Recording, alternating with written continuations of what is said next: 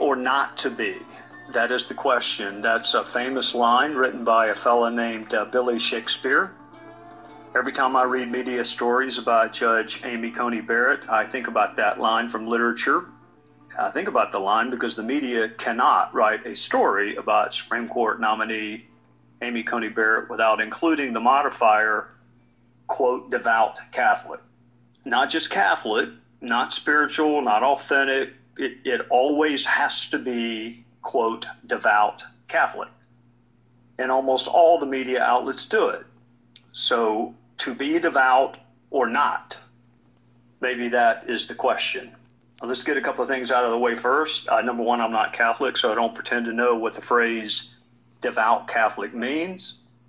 I spent a lot of time around Catholics when I was in D.C. and still do. Mick Mulvaney, Johnny Ratcliffe, Sean Duffy, Paul Ryan, Joey Kennedy, just to name a few. I don't know whether this counts as devout or not, but the blessing before each meal that we consumed in D.C., when the blessing was uttered by our Catholic friends, was very short and to the point. And it was so short, it almost encouraged me to convert because it was really short. When Ratcliffe or Mulvaney said the blessing, you barely had time to close your eyes, and then you were eating. When Tim Scott, who is not Catholic, said the blessing, you had to send your food back to get it warmed up because it was going to be a very, very lengthy blessing. I don't really know what the media means or is trying to suggest to us by always including the word devout when referring to Judge Amy Coney Barrett. So I tried to figure out what was so important about that phrase or that word that it had to be included in every single story about her. And it's pretty easy. I mean, we can look up the word. Devout means having or showing deep religious feeling or commitment. All right. What else does it mean? Well, it means sincere. It means earnest. It means devoted. Those are all good things, aren't they? I mean, all of that sounds good unless you just don't like what the person is devout about. But we need to make sure. So not only do we want to know what devout means, we would also want to know what it doesn't mean, what the antonyms for devout would be. And here are some of those antonyms or opposites: insincere, indifferent, unbelieving. And now I'm even more confused than I was because that literally makes no sense to me. Why would the media find it necessary to tell us someone actually believed the religion they purported to belong to? I mean, can you be an unbelieving Catholic? What is the alternative to a devout Catholic? An uncommitted Catholic? An unbelieving Catholic? An insincere Catholic? Why mention religion at all if the person doesn't believe it? And if they do believe it, what does the word devout add to the conversation? So constantly writing that Judge Barrett is devout is essentially telling us she believes the religion she purports to believe in, which is sort of obvious, I would think. It does make you wonder why you don't see the phrase devout Protestant, devout progressive, devout environmentalist, devout anything else for that matter. Is that because others don't show the same deep feeling or commitment? Or maybe, just maybe, devout Catholic is media code for what liberal TV host and part-time provocateur Bill Maher went ahead and flat out admitted. Some progressives think anyone with serious spiritual beliefs is, according to Bill Maher, a blanking nut. I'll leave out the word he used since my wife and mom listen to this podcast occasionally, but I will give you a hint. It starts with F. A blanking nut is what one famous progressive thinks of a judge who actually practices what she purports to believe. At least most of the media are more strategic about people who actually have deep spiritual beliefs than Bill Maher is.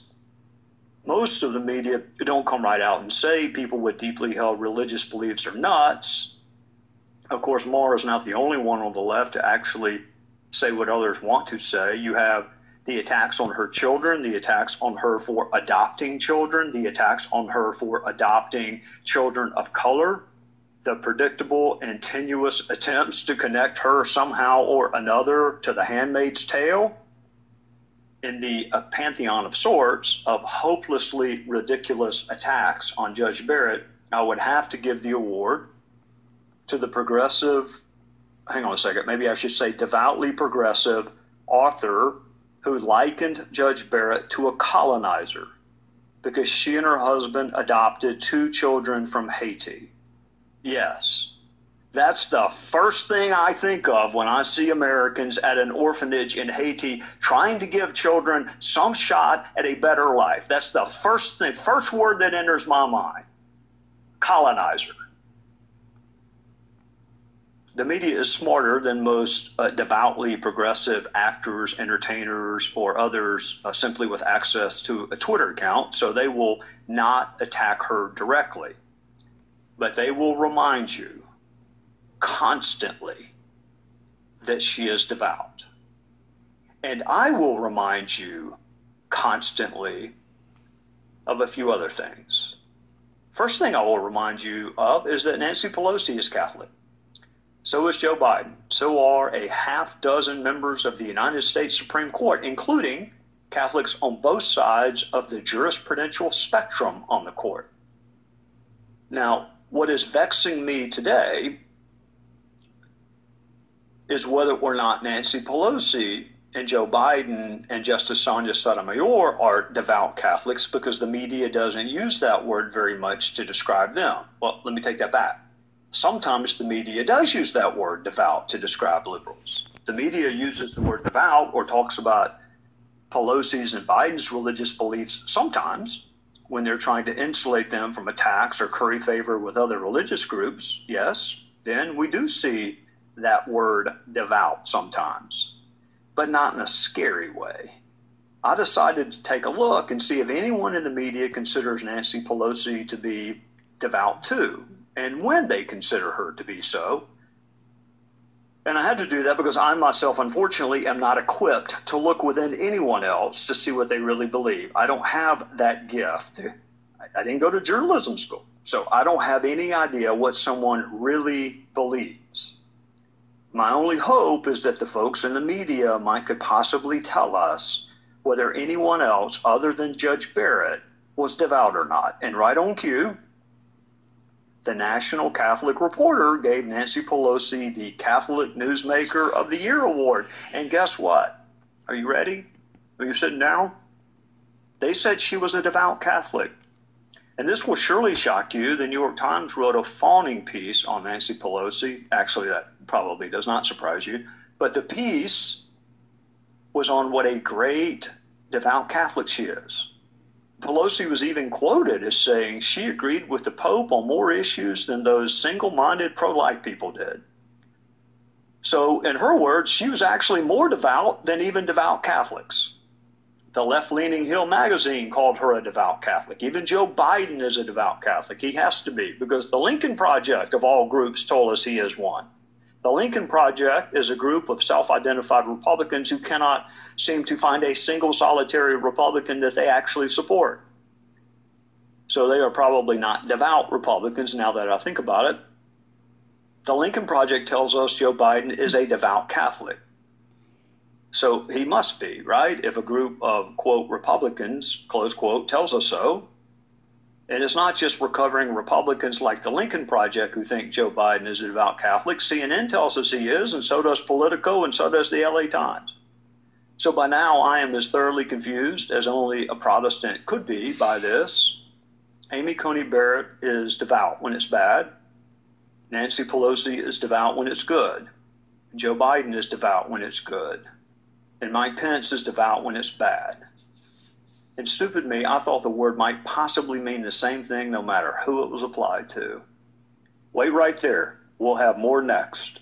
Did you hear the news? I gave up on the word devout and started focusing on the other word in that phrase, devout Catholic. And the word Catholic is used to describe half the members of the Supreme Court, including members on both sides of the jurisprudential spectrum. There are Catholics on both sides of the political spectrum. So telling us that Judge Barrett is Catholic doesn't do us any more good than telling us that Sonia Sotomayor is Catholic.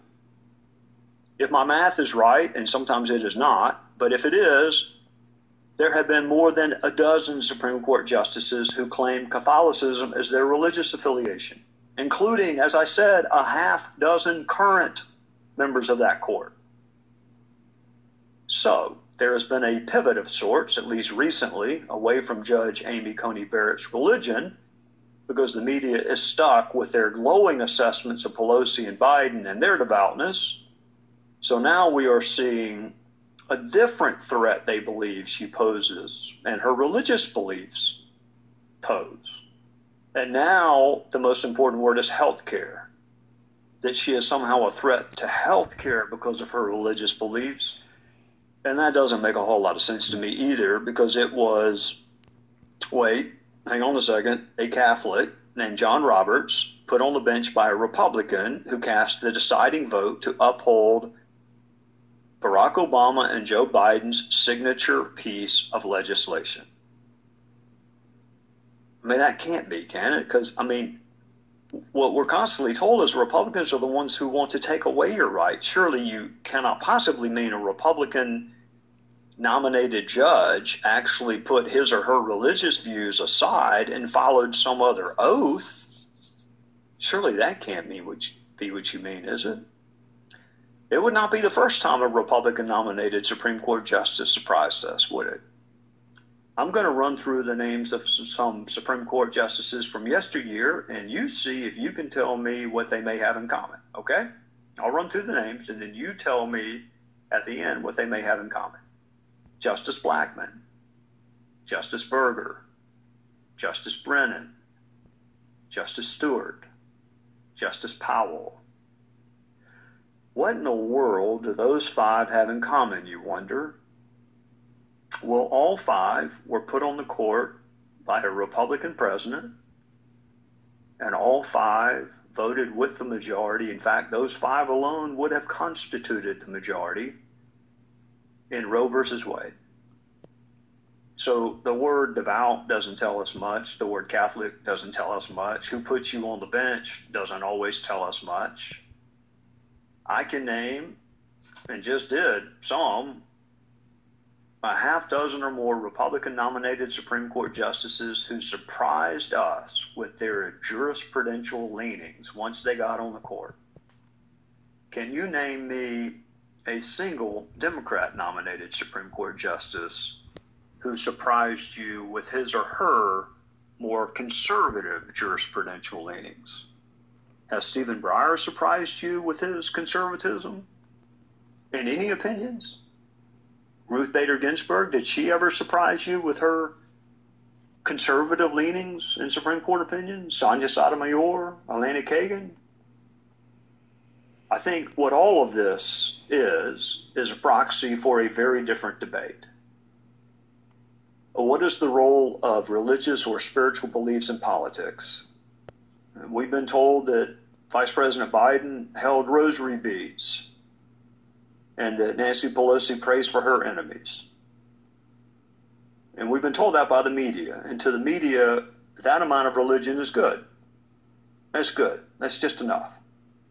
But God forbid your religious views have any more impact than that on your life. We are incented to somehow or another practice what is really a non sequitur. And that non sequitur would be this: my religion means so much to me that I don't apply it or exercise it in any other facet of life. Does that make any of us feel better, that someone has such deeply held convictions that they don't apply them in any other facet of life? Where do you think our law comes from? Don't murder, don't steal, don't abuse the powerless, be fair to everyone. Where do you think that comes from if it isn't religious teaching? You think those are the rules of nature, that the powerful give rights to the powerless? You think that's a rule of nature? Don't kill. You think that's one of the bedrock laws of nature, right beside gravity? You're not looking at nature if you think those two rules come from that. As we head into these Supreme Court confirmation proceedings, I will not be thinking about who is devout or who is not, because I'm not equipped to make that call. I would be the least equipped person that I know to make that call.